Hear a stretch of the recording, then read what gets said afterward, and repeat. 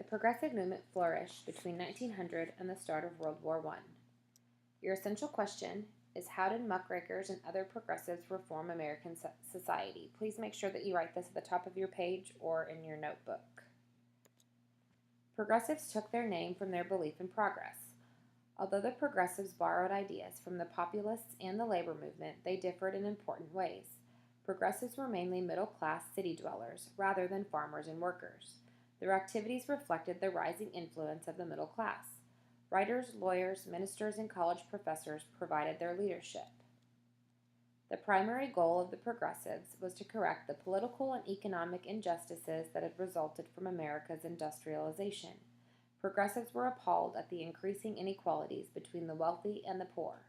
They did not oppose industrialization, but they wanted to use the power of government to correct its evils so that all Americans, not just the wealthy, could enjoy better lives. To achieve this, the progressives felt they also had to reform government itself, which had become corrupted by big business and political machines. The roots of the progressive movement.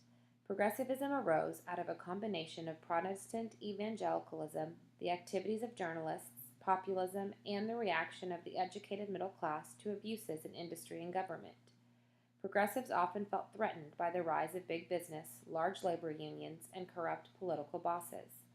They acted out of a sense of moral responsibility, often based on their religious beliefs. Progressives exalted science and placed great confidence in the ability of using a scientific approach to solve social problems.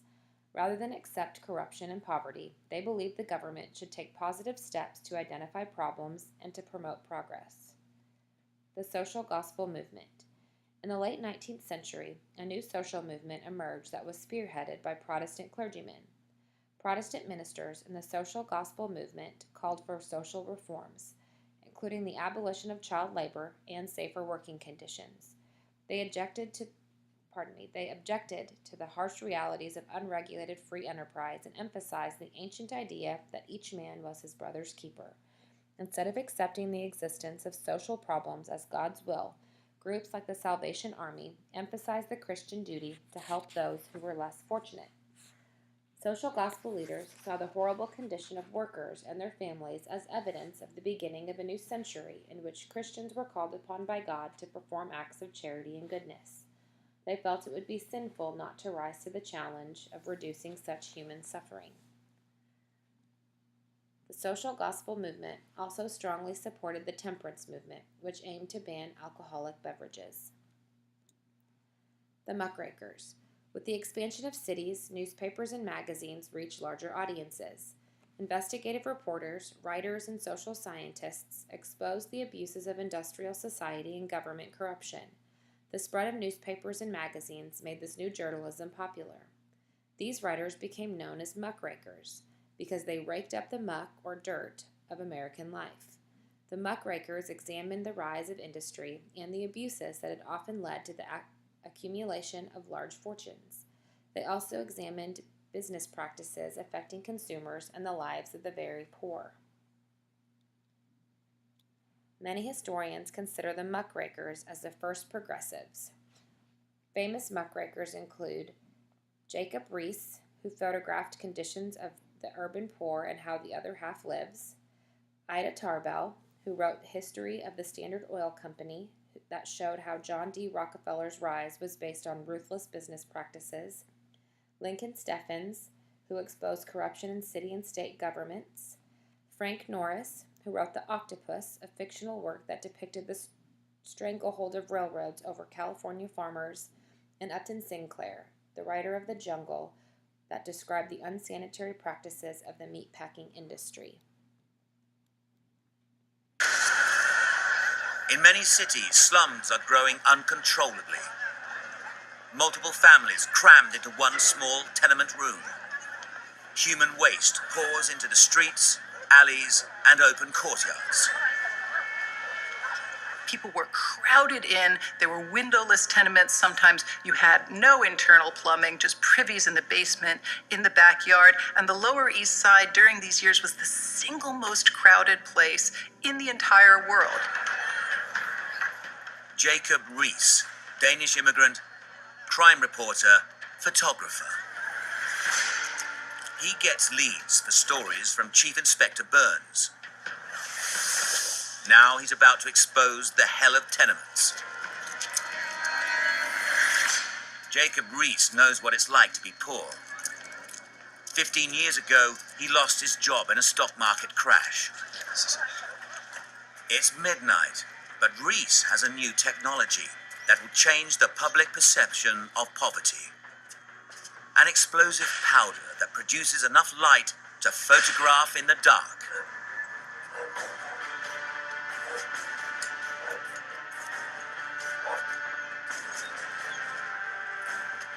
This is one of the first ever photographs of slum life.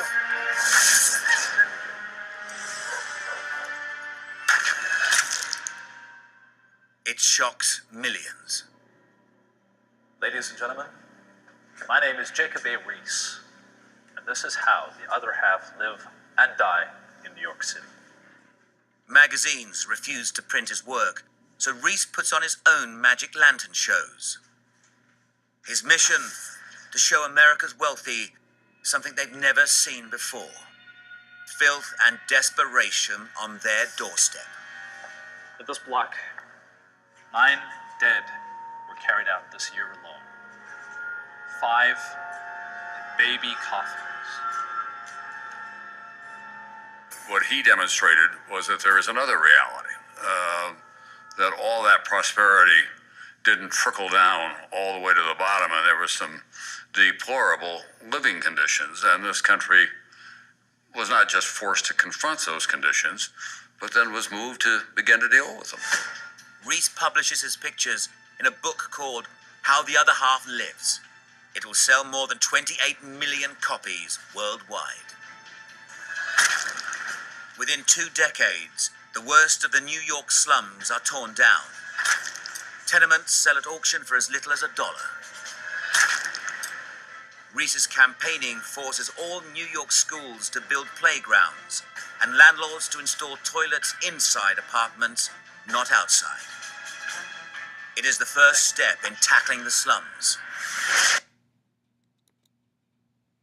The accomplishments of early progressives.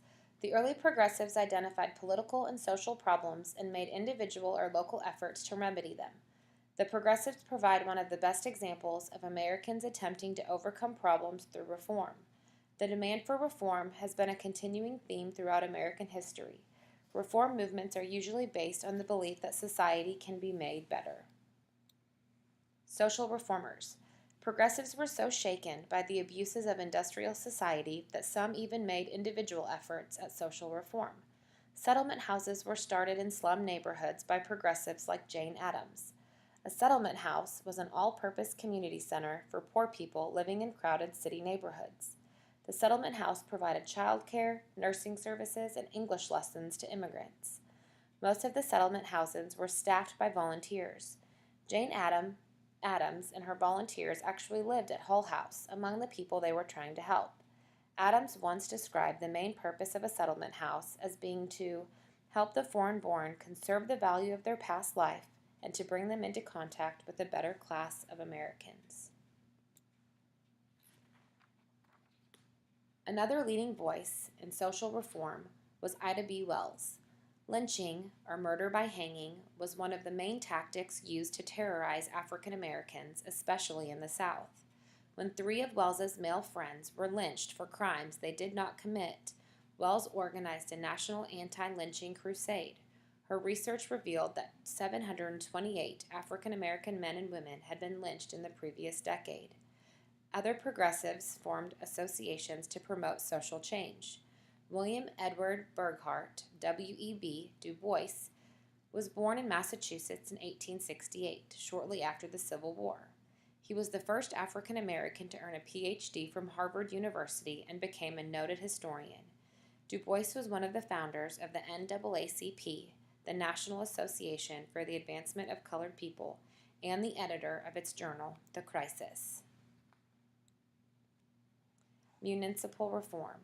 Other progressives focused their attention on correcting abuses found at the municipal, the town or city level of government. They sought to prevent corruption and to make local government more efficient. As you learned in the previous unit, many city governments were controlled by political machines. Progressives replaced the rule of bosses and machines with public-minded mayors. They also expanded city services to deal with urban overcrowding, fire hazards, and the lack of public services. Municipal governments often took direct ownership of utilities such as water, electricity, and gas. Some called this gas and water socialism. In some cities, progressives even introduced new forms of municipal government to discourage corruption, such as governance by a city manager or a commission. The reform of state government. At the state level, progressive reformers like Robert La Follette in Wisconsin and Theodore Roosevelt in New York similarly took steps to free their state governments from corruption and the influence of big business. La Follette, for example, challenged political bosses and reduced the influence of railroad owners. Progressives also introduced important political reforms to many states, such as the initiative, referendum, and recall. The purpose of these reforms was to end corruption and to make state government more directly accountable to the people. These reforms sought to raise the level of public participation in the political process and to give citizens more of a direct voice in state government by passing politicians.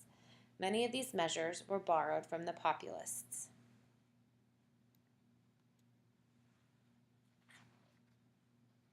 Social legislation. States also enacted their own laws to overcome some of the worst effects of industrialization. These laws regulated conditions in urban housing and abolished child labor.